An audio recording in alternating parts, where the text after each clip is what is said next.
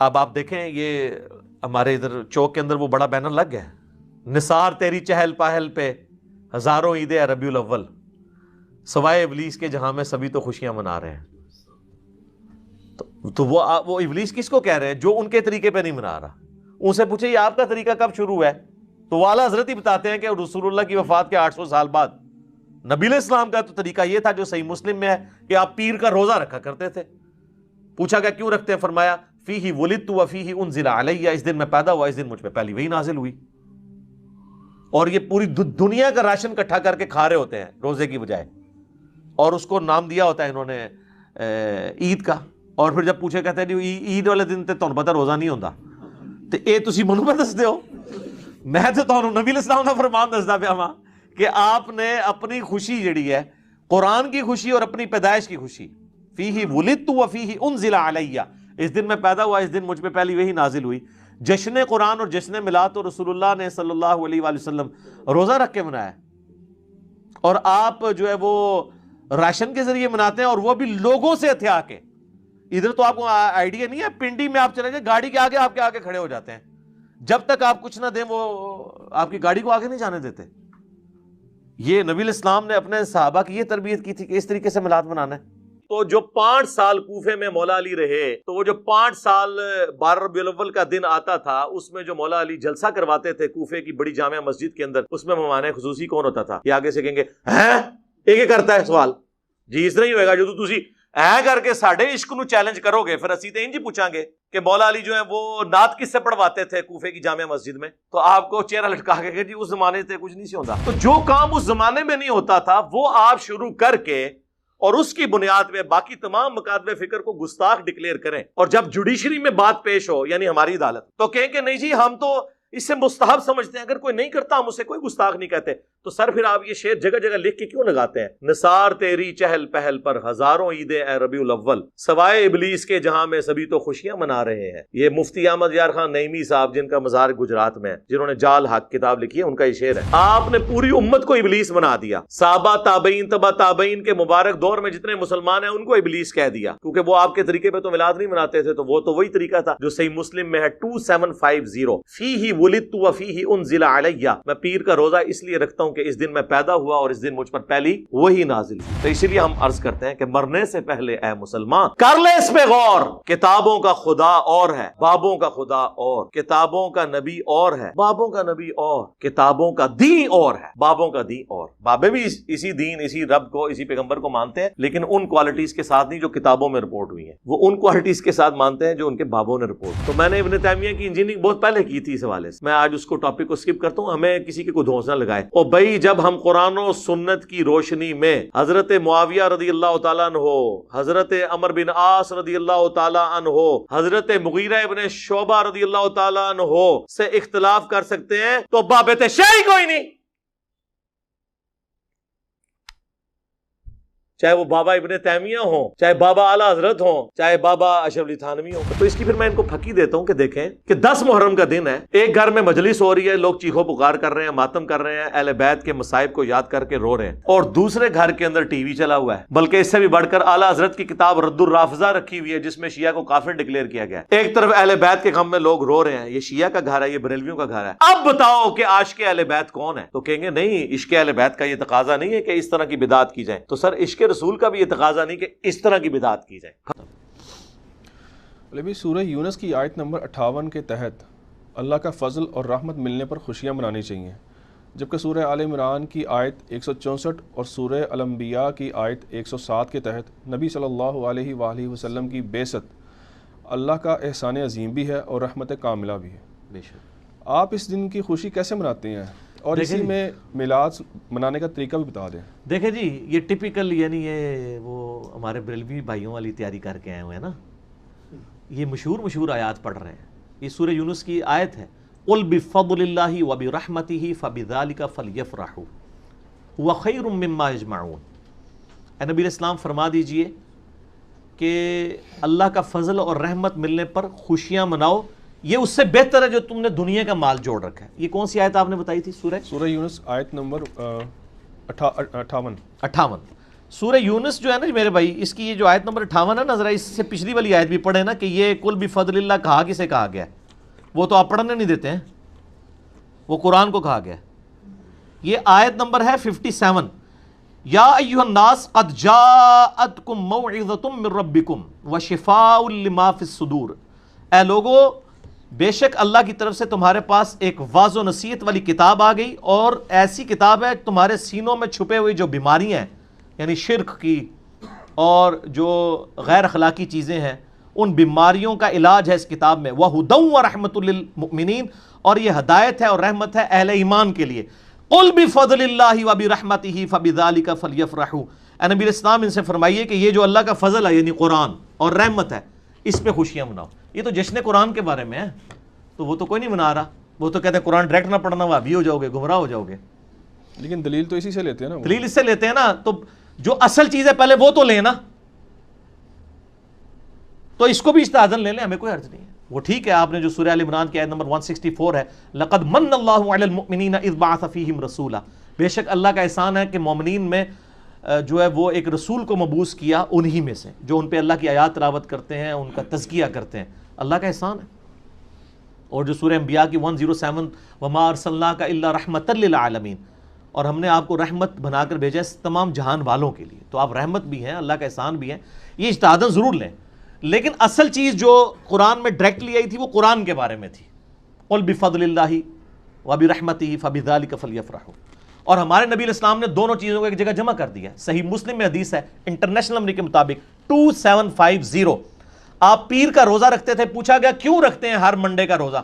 فرمایا فیہ ولدت وفیہ انزل علیہ، اس دن میں پیدا ہوا اور اس دن مجھ پر پہلی وحی نازل ہوئی، میں اس کی خوشی میں جشن میلاد بھی مناتا ہوں اور جشن قرآن بھی مناتا ہوں۔ تو یہ دونوں جشن منائے نا، قرآن تو پڑھنے نہیں دیتے، کہتے ہیں قرآن ترجمے سے نہ پڑھنا گمراہ ہو جاؤ گے، دشمنی کی ہوئی ہے نا۔ میرا مسئلہ نمبر 1 ہے ہی یہی ہے، امام الانبیاء کی دعوت قرآن صلی اللہ علیہ وآلہ وسلم۔ وَأُوحِيَ إِلَيَّ هَذَا الْقُرْآنُ لِأُنذِرَكُم بِهِ وَمَن بَلَغَ، اے نبی اسلام فرما دیجئے قرآن مجھے اس لیے وحی کیا گیا، اس سے میں آپ کو بھی تبلیغ کر دوں، اور جس تک یہ کتاب پہنچ جائے وہ اسی سے تبلیغ کرے، مولویوں کی لکھی ہوئی کتابوں سے نہیں، اللہ کی نازل کردہ کتاب سے۔ تو منائیں جی، بالکل پیر کا روزہ رکھیں، 52 دفعہ آپ میلاد منائیں جی سال میں، اور 52 دفعہ جشن قرآن منائیں، اور قرآن پہ عمل بھی کریں اور نبی علیہ السلام کی سیرت پہ عمل بھی کریں، دونوں چیزیں پیرلل میں لے کے چلیں، ٹھیک ہو گیا؟ میلاد کا طریقہ بنانے میں یہی جو آپ نے بتا دیا؟ جی جی، یہی طریقہ ہے روزہ رکھیں۔ وہ یہ ہے کہ نبی صلی اللہ علیہ وآلہ وسلم کی پیدائش کا مبارک دن کون سا ہے؟ تو عیسوی اعتبار سے، یعنی جو ہمارا اس وقت کامن ایرا چل رہا ہے، جو آج 17 اکتوبر 2021 ہے، اس سے کہتے ہیں کامن ایرا، CE، یا AD بھی کہا جاتا ہے، اینو ڈومینی۔ ویسے عموماً لوگوں میں مشہور ہے کہ after death of Jesus Christ اس کا مطلب ہے، نہیں، وہ BC کا مطلب تو یہی ہے، بیفور کرائسٹ، یعنی حضرت عیسیٰ کی پیدائش سے پہلے، لیکن AD کا مطلب یہ نہیں ہے after death of Jesus Christ. حضرت عیسیٰ علیہ السلام کو تو زندہ اٹھایا گیا، ٹھیک ہے، کرسچنز کا عقیدہ ہے، لیکن یہ اینو ڈومینی ایک لیٹن ورڈ ہے جس کا مطلب ہے ایئر آف دا لارڈ، ہمارے آقا کا سال، جس سال ہمارے آقا پیدا ہوئے۔ تو یہ AD جو ٹرمنالوجی ہے اسے پروموٹ کرنا چاہیے، اس کا تعلق ایک پیغمبر کے ساتھ ہے، لیکن آپ دیکھیں چونکہ اکثریت کرسچینٹی میں اب ایتھیسٹ اور سیکولر ہو چکے ہیں، انہوں نے اس کی جگہ اب نیا ورڈ شروع کر دیا ہے، اگرچہ اسے اتنی پذیرائی نہیں ملی، لیکن وہ یوز وہ یہی کرتے ہیں۔ اب آپ دیکھیں ان کی خبروں میں CE، کامن ایرا، یعنی پیغمبر کا کانسیپٹ ہی ختم ہو جائے۔ AD تو کوئی دیکھے گا نہیں یار AD کا مطلب کیا ہے، تو آئے گا جس سال حضرت عیسیٰ پیدا ہوئے، اینو ڈومینی۔ اس لیے ہم اسی کو پروموٹ کرتے ہیں کہ ہمیں AD کی ٹرم کو یوز کرنا چاہیے۔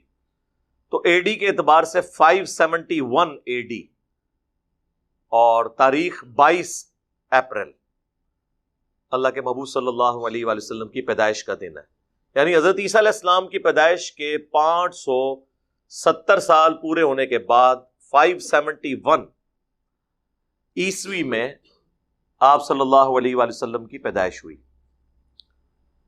اور ڈیتھ آپ کی ہوئی 632 عیسوی کے اندر. اب نبی علیہ السلام کی جب بعثت ہوئی اس وقت اس طریقے سے عرب کے لوگوں میں سن کوئی نہیں چلتے تھے، بلکہ وہ مختلف سالوں میں ہونے والے واقعات کے ریفرنس سے چیزوں کو یاد رکھا کرتے تھے کہ فلاں جو واقعہ ہوا تھا اس کے اتنے سال کے بعد یہ شخص پیدا ہوا.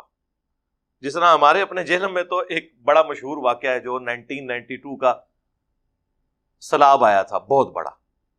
تو کئی لوگ ہیں نا، ان کے جو گھر والے ہیں نا، تو وہ کہتے ہیں جی اے سیلاب والے سال پیدا ہوا سی، اور جس سال سیلاب آیا سی نا اس تو اگلے سال ہے پیدا ہوا سی. تو 1992 ہمارے یہاں پہ بھی ایک بینچ مارک کے طور پہ مانا جاتا ہے. عرب میں چلتے ہی یہ تھا. اس اعتبار سے ابراہ کے لشکر کو جو اللہ تعالیٰ نے ہلاک کیا، جس کا ذکر سورۃ الفیل کے اندر موجود ہے، جامعہ ترمذی میں حدیث ہے کہ اللہ کے محبوب صلی اللہ علیہ وآلہ وسلم عام الفیل والے سال پیدا ہوئے. یعنی اس سال یہ بہت بڑا ایک واقعہ ہوا تھا کہ کعبے پر چڑھائی کرنے کے اگینسٹ اللہ تعالیٰ نے اسے ہلاک کیا، ابراہ کو. دلائل النبوہ امام بیہقی کی کتاب ہے، آلموسٹ 3500 اس میں احادیث ہیں. اس میں نبی علیہ السلام کی پوری بایوگرافی اس اعتبار سے موجود ہے. اس کے شروع میں آپ کو ملے گا، بلکہ 4 نمبر کے اوپر یہ حدیث ہے. حضرت انس بن مالک کے شاگرد ہیں محمد بن اسحاق المتوفى 150 ہجری. وہ کہتے ہیں کہ اللہ کے محبوب صلی اللہ علیہ وآلہ وسلم عام الفیل والے سال پیر کے دن 12 ربیع الاول کو صبح کے وقت پیدا ہوئے. یعنی یہ اہل سنت کی کتابیں یہ بتاتی ہیں، حدیث کی کتابیں. اہل تشیع کے ہاں بھی، جس طرح ہمارے ہاں صحیح بخاری ایک موسٹ اتھینٹک بک ہے احادیث کی، ان کی ہے اصول الکافی. اس میں جو 110 نمبر چیپٹر ہے وہ نبی علیہ السلام کی پیدائش سے متعلق ہے. اس میں بھی لکھا ہوا ہے کہ نبی صلی اللہ علیہ وآلہ وسلم عام الفیل والے سال 12 ربیع الاول کو منڈے کے دن پیدا ہوئے. لیکن پریکٹیکلی اہل تشیع میلاد جو ہے وہ 17 ربیع الاول کو مناتے ہیں، لیکن ان کی بکس 12 ربیع الاول بتا رہی ہے. یہاں پہ بھی اہل سنت کے ہاں بریلوی مکتب کے جو لوگ ہیں وہ 12 ربیع الاول کو منا رہے ہوتے ہیں. اہل حدیث نے چونکہ منانا نہیں ہوتا تو وہ اس گیم میں ڈالے ہوئے ہیں انہیں کہ یار یہ 12 نہیں 9 ہے. اور دوسری طرف ان کے لیے اپنی بہت بڑی مصیبت ہے کہ احمد بریلوی صاحب نے فتاوی رضویہ میں 8 ربیع الاول پیدائش کا دن لکھ دیا ہے. لیکن انہوں نے کہا چونکہ اب 12 ایک ترویج پکڑ گیا ہے، لہٰذا 12 ہی چلتا رہے، ہے 8 ہے. اور اس سے بڑھ کر ان کے جو پیرانے پیر ہیں شیخ عبد القادر جیلانی، ٹھیک ہے، جن کے اوپر پورے کا پورا تصوف کا سلسلہ انہوں نے کھڑا کیا ہوا ہے، المتوفى 561 ہجری، وہ انہوں نے غنیت الطالبین میں نبی علیہ السلام کے جو پیدائش کا دن اور تاریخ بتائی ہے وہ 10 محرم بتائی ہے. یعنی جو مسلمانوں کے بچے بچے کو پتا ہے وہ چیز شیخ عبد القادر جیلانی کو نہیں پتا تھی، کیونکہ انہیں علم غیب نہیں تھا. پوری امت کو علم غیب ہے. یہ کہتے ہیں نا بزرگ جو ہے دلوں کا حال جان لیتے ہیں. جن بزرگوں کا یہ حال ہے کہ انہیں اپنے پیغمبر کی پیدائش کا مہینہ نہیں پتا. ٹھیک ہے تاریخ میں اختلاف ہے، لیکن مہینے کے اوپر تو امت کا اجماع ہے کہ ربیع الاول کا مہینہ ہے. وہ انہوں نے 10 محرم لکھ دیا. چلو تاریخ میں غلطی کھا سکتے تھے، اس میں کیوں غلطی کھا دی؟ اتنی حیران کن بات ہے. ایون ہندوؤں کی کتابوں سے ڈاکٹر ذاکر نائک نے جو کلکی پرانا ہے اس سے ریفرنس دیا تھا کہ وہاں پہ بھی موجود ہے کہ بہار کے مہینے کے دوسرے عشرے کی 2 تاریخ کو آخری کلکی جو ہیں وہ پیدا ہوئے. تو as far as books are concerned, اہل سنت اور اہل تشیع کی جو کتابیں ہیں نا وہ 12 ربیع الاول ہی بتاتی ہیں. لہذا اس تاریخ کے حوالے سے کوئی جھگڑا کرنے کی ضرورت نہیں ہے. اب بعض لوگ کہتے ہیں جی محمد بن اسحاق تابعی ہیں، انہوں نے سند پوری بیان نہیں کی ہے. تو ہمارے پاس نبی علیہ السلام کے مبارک زمانے کے سب سے قریب اگر کوئی ریفرنس ملتا ہے نا تو وہ یہی ملتا ہے. اب ابن تیمیہ تو آئے ہیں 700 سال بعد، ان کی بات مانیں یا ایک صحابی کے شاگرد کی بات مانیں جب ہمارے پاس کوئی اور دوسری چیز موجود نہ ہو. اچھا اب آ جائیں اللہ کے محبوب صلی اللہ علیہ وآلہ وسلم کی وفات کا دن کون سا ہے؟ وہاں پہ بھی دن پہ تو اتفاق ہے کہ منڈے ہے، کیونکہ بخاری مسلم دونوں میں موجود ہے کہ اللہ کے محبوب صلی اللہ علیہ وآلہ وسلم جب آخری دفعہ مسجد نبوی میں آئے اور سیدنا ابو بکر صدیق رضی اللہ تعالیٰ عنہ امامت فرما رہے تھے صحابہ کی، تو حجرے کا جب پردہ ہٹایا تو صحابہ کہتے ہیں کہ قریب تھا کہ ہم حضور کے دیدار شوق میں اپنی نماز توڑ دیتے، لیکن آپ نے مبارک ہاتھوں سے اشارہ کیا کہ اپنی جگہوں پہ رہو۔ پھر آپ اندر چلے گئے اور اسی دن صبح چاشت کے وقت نبی علیہ السلام کی وفات ہوئی۔ یہ بخاری میں بھی ہے، مسلم میں بھی، منڈے کا دن۔ مہینہ بھی ربیع الاول کا، تاریخ کوئی کنفرم نہیں ہے کہ کون سی ہے۔ اب بعض لوگ سوچ رہے ہوں گے ہمارے چھوٹے چھوٹے بچوں کو تاریخیں پتہ ہیں، بھائی اس زمانے میں تاریخیں اس طرح سیف نہیں کی جاتی تھی۔ اگر آپ کو یقین نہ آئے تو آپ کے گھر کوئی بڑا بوڑھا موجود ہے نا، اس سے ذرا اس کی تاریخ پیدائش پوچھ لیں، تو اندازے سے اس زمانے میں شناختی کارڈ پہ بھی اکثر لوگوں کی اندازے سے لکھی ہوئی ہیں، کئی لوگوں کو تو پتہ ہی نہیں ہے۔ اگر آج سے 100 سال پہلے یہ حال تھا تو 1400 سال پہلے کیا صورتحال ہوگی؟ باقی ہم جو لکھتے ہیں یہ اندازے ہی ہوتے ہیں نا، ان زمانوں میں اس طرح عرب کے اندر کلچر نہیں تھا۔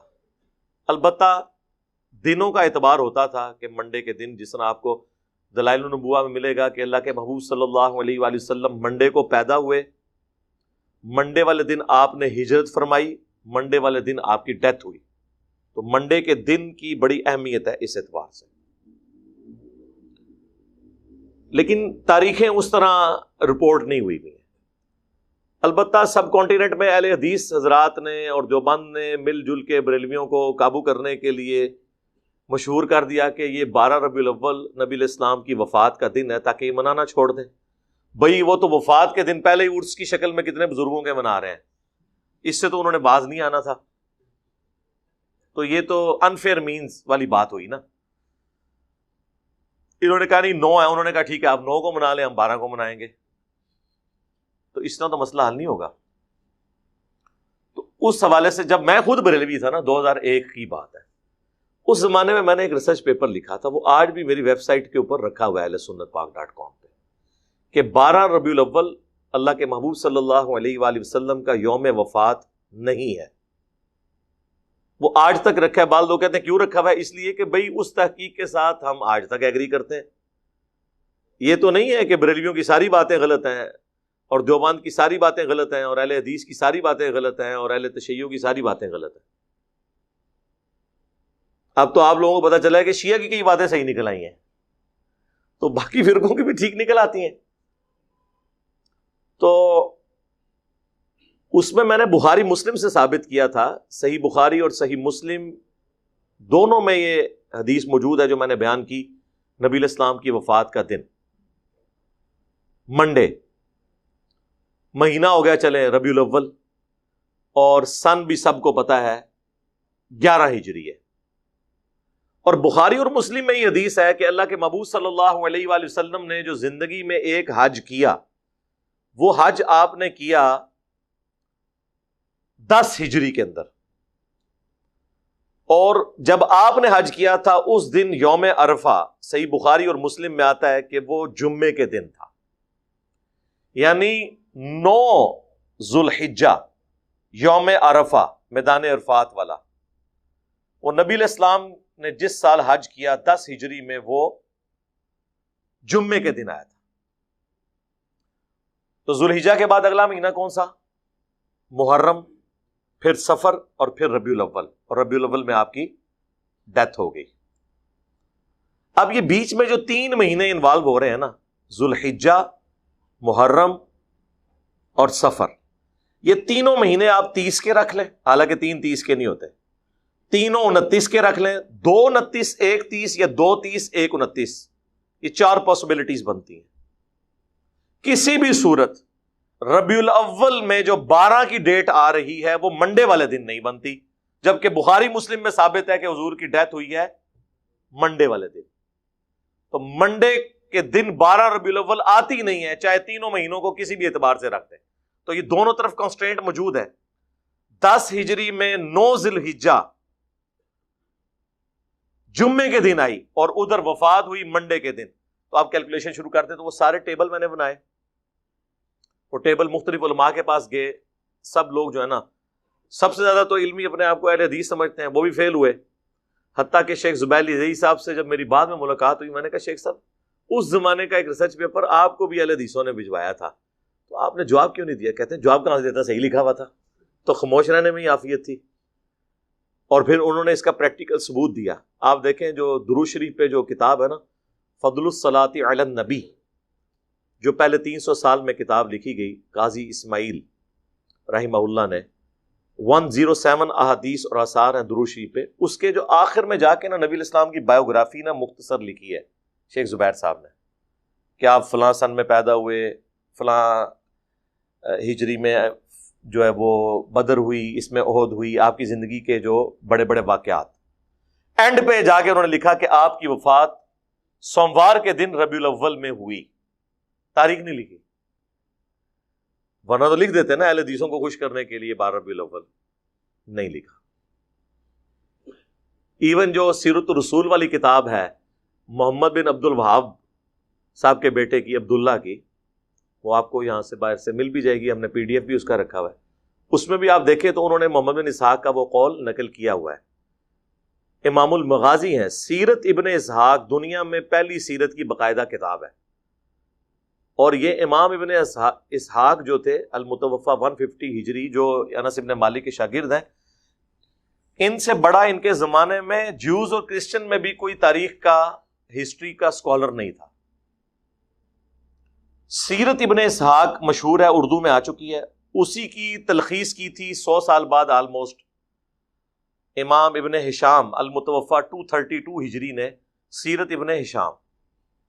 اور پھر اسی کو بعد میں مختصر کیا محمد بن عبد الوہاب صاحب کے بیٹے نے، عبداللہ بن محمد بن عبد الوہاب، وہ ایک جلد میں، جس میں میں نے آپ کو جنگ جمل، صفین اور نہروان کے حوالے سے بھی جو ان کا موقف ہے وہ بتایا تھا. وہ کلپ میرا یوٹیوب کے اوپر موجود ہے. محمد بن عبد الوہاب شیعہ. میں نے تو پھر بھی کنٹرول الفاظ میں باتیں کی ہوئی ہیں، انہوں نے تو کھل کے باتیں کی ہیں الحمدللہ. اس میں بھی آپ کو یہ ملے گا. تو نبی الاسلام کی وفات کا دن منڈے، مہینہ ربیع الاول، تاریخ کوئی کنفرم نہیں ہے کہ کون سی تاریخ. یہ زیادہ بڑی جو چیزیں پوچھی جاتی ہیں. اس کے بعد وہ کہتے ہیں دیکھیں جی، قرآن پاک میں اللہ تعالیٰ نے فرمایا قل بفضل اللہ وبرحمتہ فبذلک فلیفرحوا. اے نبی تم فرماؤ کہ اللہ کے فضل اور رحمت ملنے کے اوپر خوشیاں منایا کرو، یہ اس سے بہتر ہے جو تم دنیا کا مال جمع کرتے ہو.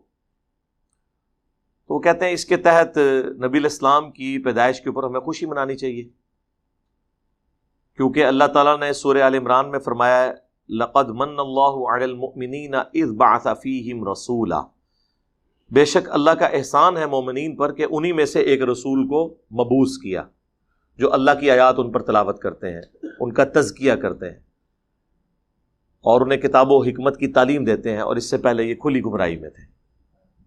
پھر وما ارسلناک الا رحمۃ للعالمین، نبی علیہ السلام کو اللہ تعالیٰ نے سارے جہان والوں کے لیے رحمت بنا کر بھیجا. تو وہ کہتے ہیں کہ جی دیکھیں، جب اللہ تعالیٰ کہہ رہا ہے کہ میرا فضل اور رحمت ملے، اور ایسا فضل جس پہ اللہ احسان جتا رہا ہے مومنین پر، تو اس کے ملنے پہ خوشی کرنی چاہیے.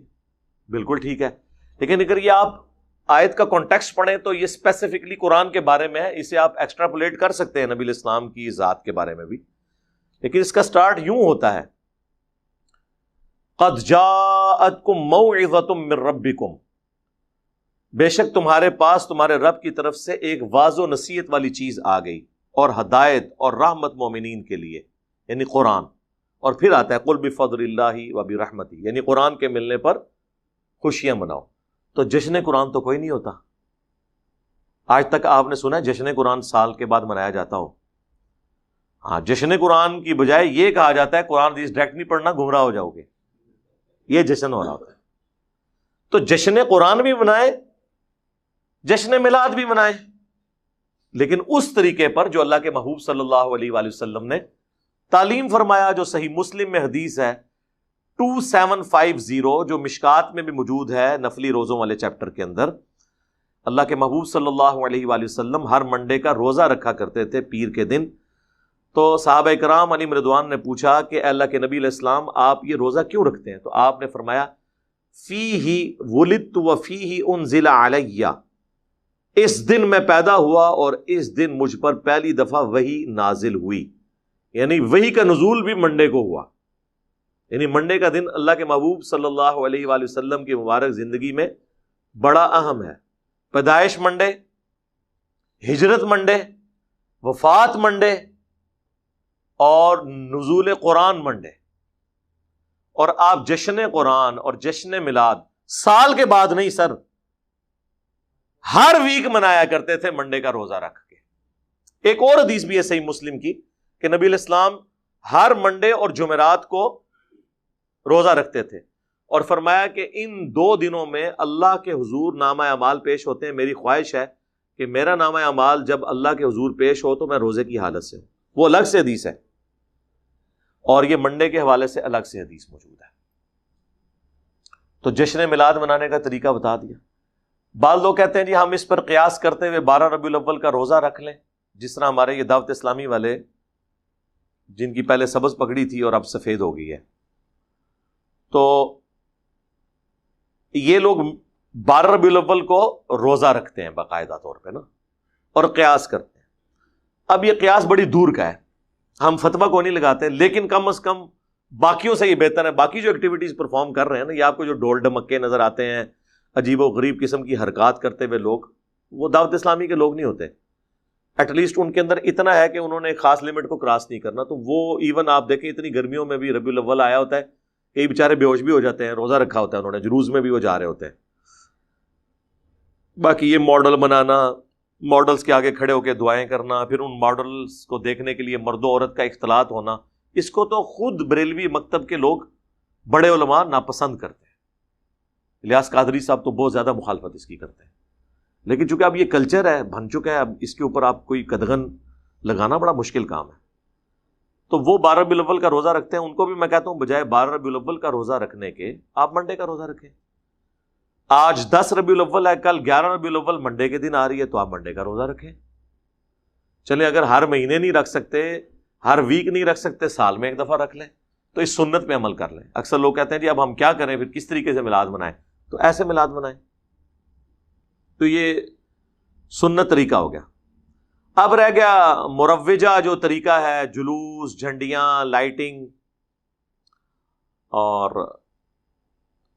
وہ عربیوں والے لباس پہنے ہوتے ہیں، لکڑی کی تلواریں اٹھائی ہوتی ہیں. آپ پنڈی میں تو چلے جائیں تو وہاں تو آپ کو ایسا ایسا رنگ نظر آئے گا. تو اب یہ ساری کی ساری چیزیں ان کو بھی پتہ ہے کہ اللہ کے محبوب صلی اللہ علیہ وآلہ وسلم اور خلفائے راشدین کے زمانے میں نہیں تھی، لیکن وہ پھر اس کے اوپر لیم ایکسکیوز یہ دیتے ہیں کہ دیکھیں نبی علیہ السلام کے مبارک زمانے میں قالین بھی نہیں بچھائے جاتے تھے مساجد میں، ایئر کنڈیشن نہیں ہوتے تھے، لائٹنگ نہیں ہوتی تھی، مسجد کے محراب، مسجد کے مینار نہیں ہوتے تھے. تو یہ چیزیں بھی تو آپ نے ایکسیپٹ کی ہوئی ہیں. ان میں سے کوئی بھی چیز ہم نے دین کے طور پہ ایکسیپٹ نہیں کی ہے، دین کو سپورٹ کرنے کے اعتبار سے کی ہے. اصل دین اپنی جگہ ہے. یہ نہیں ہوا کہ لائٹنگ سے اور قالین بچھانے سے اور ایک ایئر کنڈیشن لگانے سے نماز کا طریقہ بدل گیا ہو، کہ قیام کی جگہ رکوع کرنا شروع کر دیں اور رکوع کی جگہ سجدہ اور سر جو ہے وہ ہاتھ میں باندھنا شروع کر دیں. وہ اصل دین اپنی جگہ پہ ہے. آپ بھی منڈے کے دن کا روزہ رکھیں، اس روزے کو آپ کھجور سے افطار کرنا چاہتے ہیں کریں، اس کے بعد آپ نے بریانی کھانی ہے، اگرچہ بریانی کا ثبوت نبی علیہ السلام کے زمانے میں نہیں ہے تو آپ کھائیں، اے سی والے کمرے میں بیٹھ کے کھائیں، ہم آپ کو کچھ نہیں کہیں گے، کیونکہ اصل اپنی جگہ موجود ہوگی. دین کی اصل اپنی جگہ پہ ہونی چاہیے، اس کو سپورٹیو چیزیں ہو سکتی ہیں. جس طرح امام بخاری، امام مسلم نے دین کی اصل کو اپنی جگہ رکھا ہے. یہ کتابیں صحابہ نے تو نہیں لکھی، لیکن انہوں نے احادیث کو جمع کیا، تو دین اصل میں اپنی جگہ پہ تھا. ہماری یہ ویڈیو بن رہی ہے، یہ دین اصلی جگہ پہ موجود ہے. یہ ایک طریقہ ہے. لوگ ہوائی جہاز پہ حج کرنے کے لیے جاتے ہیں، ایک طریقہ ہے. الیکٹرانک کاؤنٹر کے اوپر تسبیحات کو شمار کرنا، یہ ایک طریقہ ہے. لیکن تسبیحات وہی ہیں جو نبی علیہ السلام نے تعلیم فرمائی، اور اس کی اصل ہے وہ حدیث صحیح مسلم کی کہ جس نے اسلام میں اچھی سنت کو جاری کیا، جتنے لوگ اس پر عمل کریں گے اس کا ثواب اسے ملے گا، اور عمل کرنے والوں کے اپنے ثواب میں بھی کمی نہیں ہوگی. اور جس نے اسلام میں بری سنت کو جاری کیا، جتنے لوگ اس پہ چلیں گے اس کا وبال سب کا جمع کر کے اس شخص پہ ہوگا، اور ان کا اپنا وبال بھی کم نہیں ہوگا. یہ بدعت حسنہ اور سنت حسنہ کا فرق آپ سمجھ لیں. یہ سنت حسنہ ہے, بدعت حسنہ نہیں ہے. پھر سے کوئی پوچھے نا کہ بری بدعت کون سی ہے, پھر کہتے ہیں جو بھی ہم بدعت ذکر کریں کہتے ہیں یہ اچھی بدعت ہے. ہم کہتے ہیں بری بدعت, اللہ کے فضل سے آج تک کوئی بری بدعت کی مثال دے نہیں سکا. وہ مثالیں وہ چیزوں کی دیں گے جو آلریڈی اسلام میں حرام ہے. وہ کہتے ہیں جی بری بدعت یہ ہے کہ عورتیں بے پردہ ہو کے میلاد کے جلوس میں آ جائیں. تو یہ بدعت تو نہیں میرے بھائی, عورتوں کا بے پردہ ہونا ویسے ہی منع ہے. جو آلریڈی شریعت میں کام منع ہے ان کو کوئی پرفارم کرتا ہے اس کو آپ بدعت تو نہیں کہیں گے, وہ تو حرام کام ہے. تو ان کو مثال کوئی نہیں ملتی. بھائی بخاری مسلم میں واضح حدیث ہے, من احدث فی امرنا ھذا فہو رد, جس نے ہمارے دین جو ہم نے تعلیم کیا ہے اس میں کوئی چیز خود سے داخل کر دی وہ مردود ہے.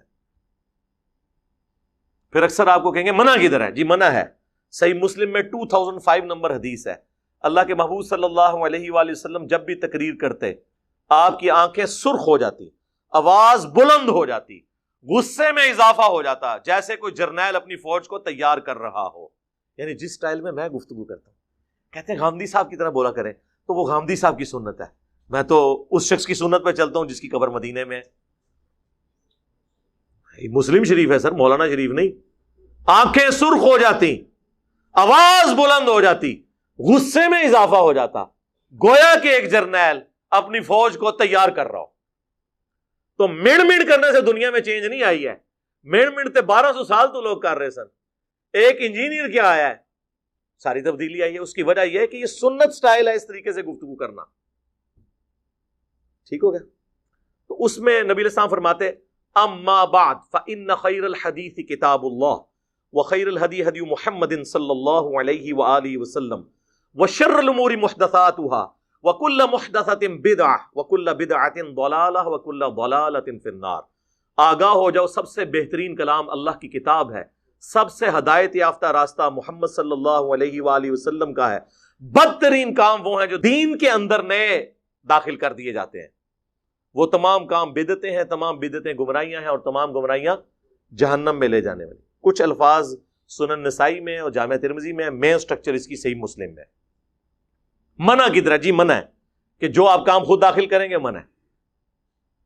وہ کہتے ہیں جی بتائیں کہ جی یہ چیز نبی علیہ السلام نے حکم کہاں دیا ہے رفع الیدین کا؟ جی دیا حکم, صحیح بخاری میں حدیث ہے, صلو کما رأیتمونی اصلی, نماز اس طرح پڑھو جس طرح مجھے نماز پڑھتے ہوئے دیکھتے ہو.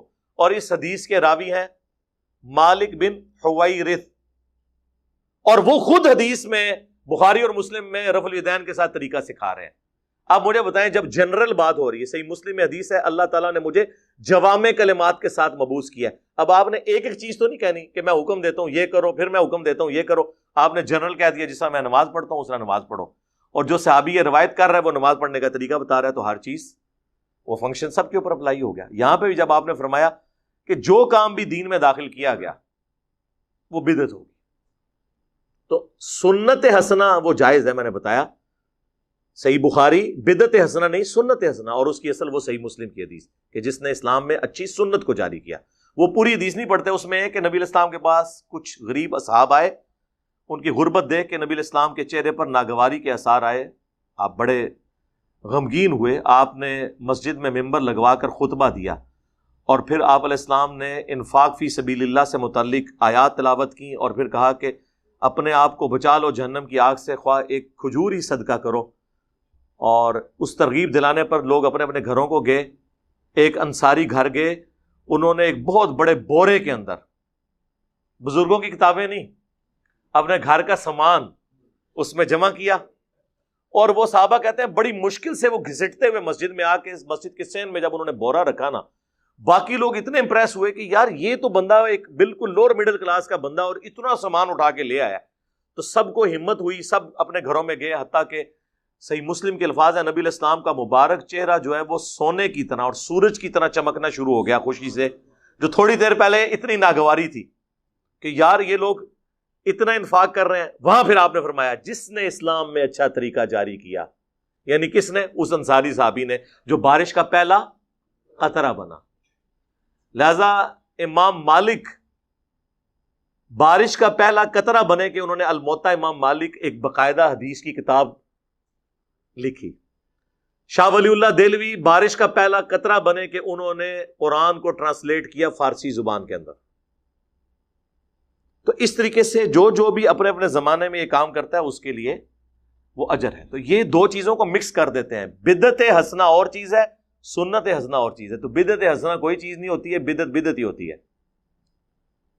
حسنہ اور سیئہ کا فرق سنت کے اعتبار سے, طریقے کے اعتبار سے.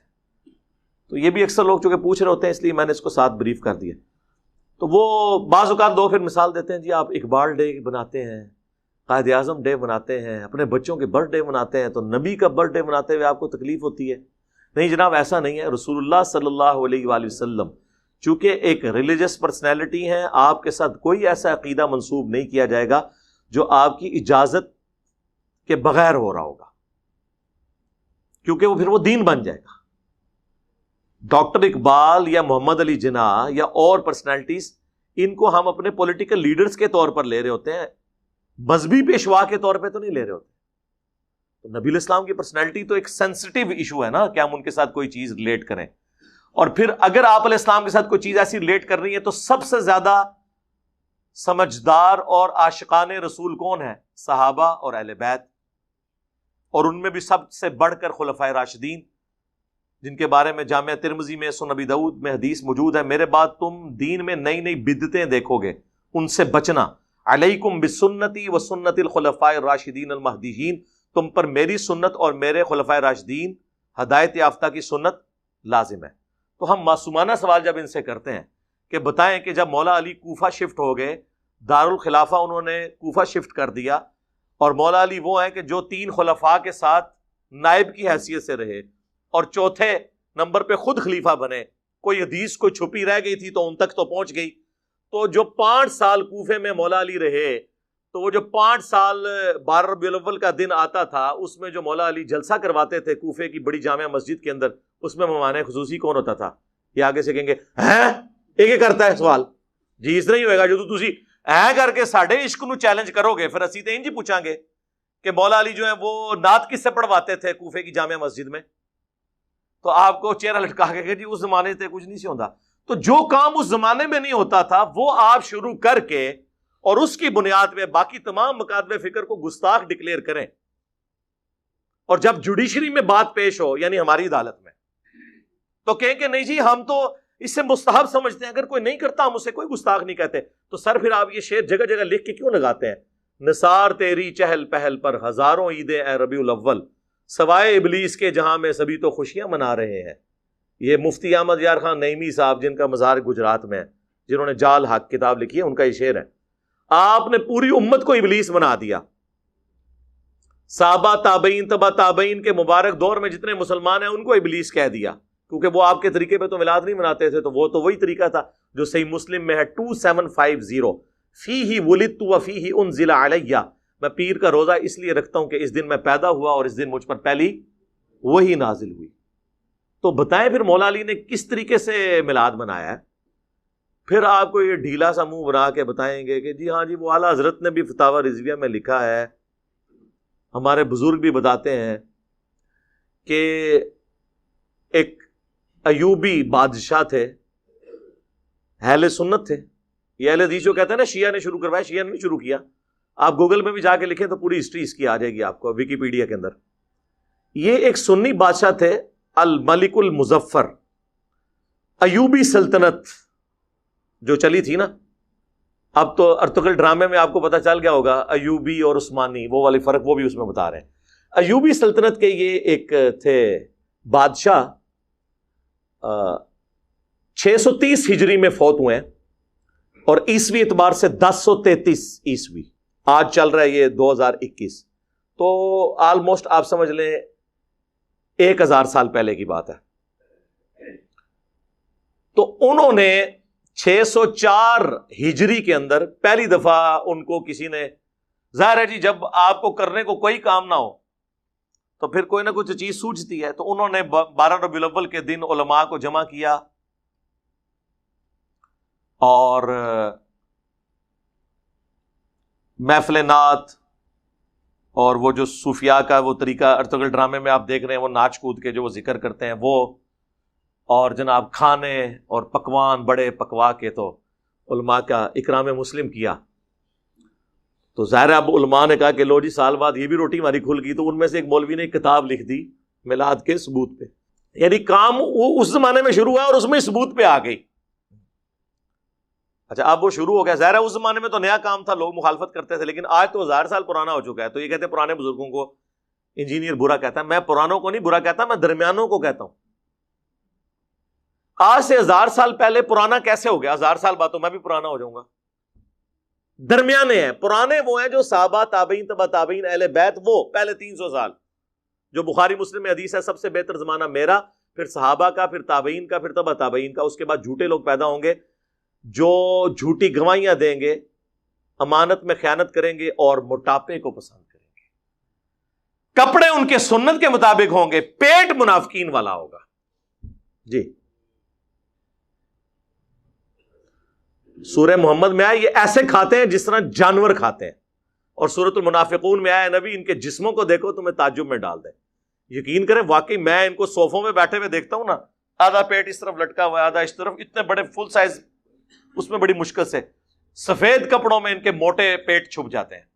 کسی کو بیماری ہو علیحدہ بات ہے, لیکن سارے تو نہیں بیمار ہو گئے. یار تارج میر صاحب بھی ہیں نا, ان کا تو پیٹ نہیں نکلا ہوا.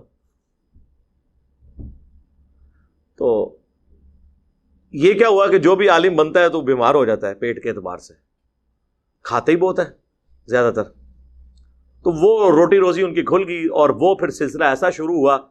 پھر جلتی پہ تیل کا کام کیا سلطنت عثمانیہ نے, یہ ارطغرل صاحب کی اولاد نے. انہوں نے 1588 عیسوی کے اندر, آج سے آلموسٹ آپ سمجھ لیں 600 سال پہلے یا 500 سال پہلے کہہ لیں, انہوں نے سلطنت عثمانیہ جو 3 براعظموں میں پھیلی ہوئی تھی, سرکاری سطح کے اوپر 12 ربیع الاول کی چھٹی ڈکلیئر کر دی. وہاں سے پھر اسے اور تقویت مل گئی, اور وہ سلسلہ اب تک چلتا آیا. اور اسی کی باقیات یہ ہیں کہ پاکستان میں پھر 12 ربیع الاول کی چھٹی ہوئی, اور یہ سارے کے سارے معاملات اس طریقے سے چلے. یہ اس کی پوری ہسٹری ہے جس کا تعلق صحابہ تابعین تبع تابعین بعد کے لوگوں, پہلے آپ سمجھ لیں 600 سال کے لوگوں کے ساتھ اس کا کوئی تعلق نہیں ہے. اور یہ 7ویں صدی جو ہے نا, یہ مسلمانوں کے اوپر افتاد بن کے ٹوٹی ہے.